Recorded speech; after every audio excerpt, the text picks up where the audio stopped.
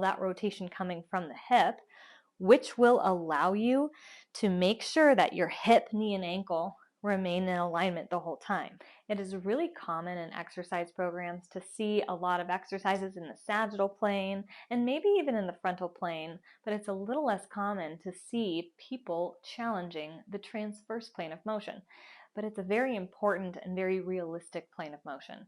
For example, with this step up that I'm going to show you, think about going up the stairs and turning a corner at the same time. That's a transverse plane of motion.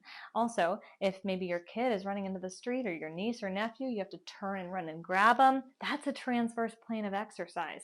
And so we need to train that in the gym in order to have carryover into real life. And so this is a great opportunity to work that transverse plane of motion to prevent injury when you're actually living your life. So you're going to need a stool on a stable surface that's a stable stool, and footwear that's grippy enough that you're not going to slip.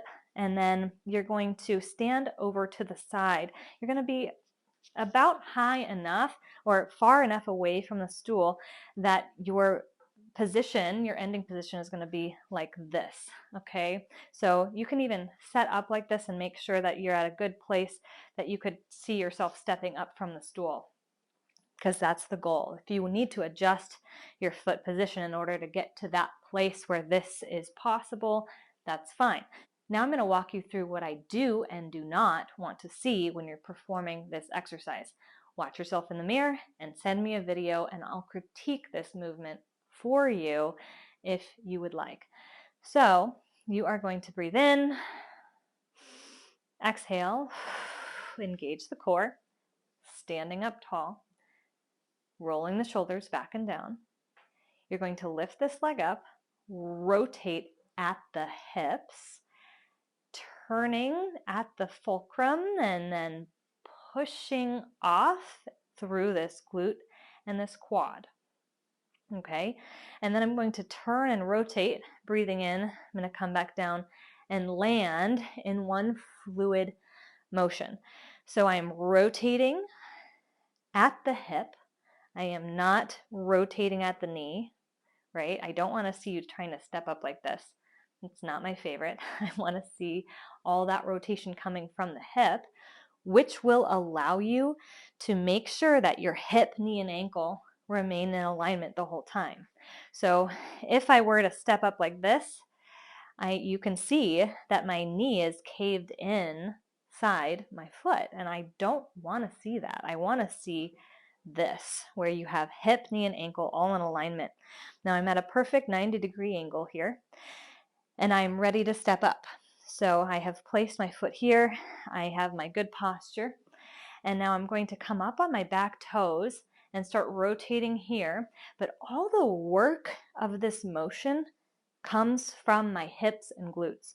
So I'm going to give myself a nice forward lean and rotate, pushing off through this bottom leg, the leg that's on the stool, and come all the way up to standing, reaching through the crown of my head.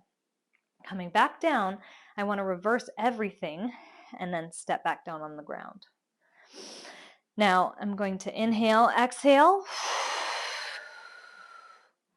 and then if I need to, I can place my foot on the ground and then reverse everything and come back to that 90-degree angle, step back on the ground.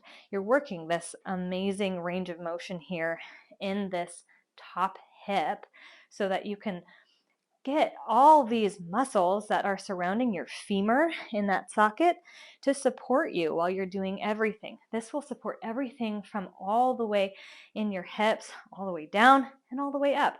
It's a very important exercise and a very important area to work on, preferentially strengthening while you're in the gym to support your everyday life.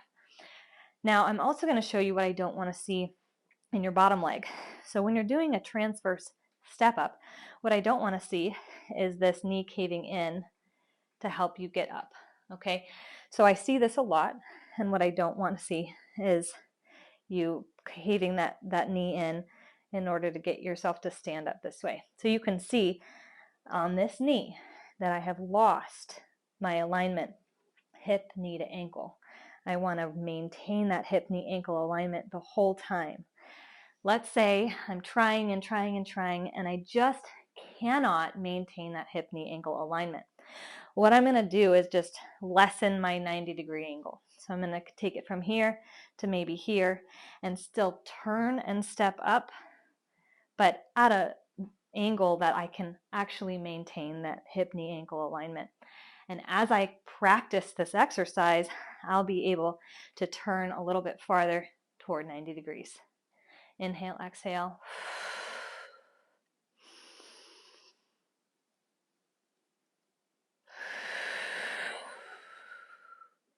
And now as I keep practicing, I can take my knee and drive it up toward the ceiling instead of planting it on the stool, because I'm getting stronger, I'm getting more stable, and I'm working at strengthening this movement pattern, and that will help me so much with my balance. And then I can also add weights. I can use hand weights. I can use a cable machine that has a platform. So I'll grab the weights, I'll pull them out, and then I'll rotate and step up this way, and it'll add a little bit of core challenge as well. So lots of great ways to use this exercise, lots of materials you can use to make it more difficult, and a great progression to go from beginner to advanced with one simple exercise in the transverse plane.